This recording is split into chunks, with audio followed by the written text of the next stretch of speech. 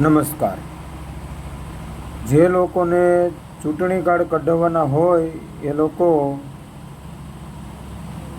જે તે વિસ્તારમાં જે ગામડા લેવલે હોય તે પ્રાથમિક શાળામાં પોતાના BLOને પોતાના જન્મ તારીખનું પ્રમાણપત્ર, પોતાના પિતાજીનું કાં મમ્મીનું ચૂંટણી કાર્ડ, આધાર કાર્ડ, મોબાઈલ નંબર અને ફોટો આપી અને ચૂંટણી કાર્ડ કઢાવી લે.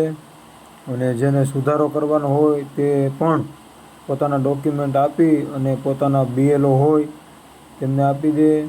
નગરપાલિકાવાળા પોતાના વોર્ડમાં આપી દે.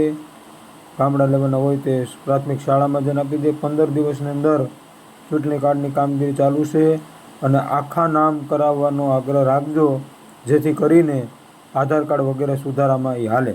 ધન્યવાદ.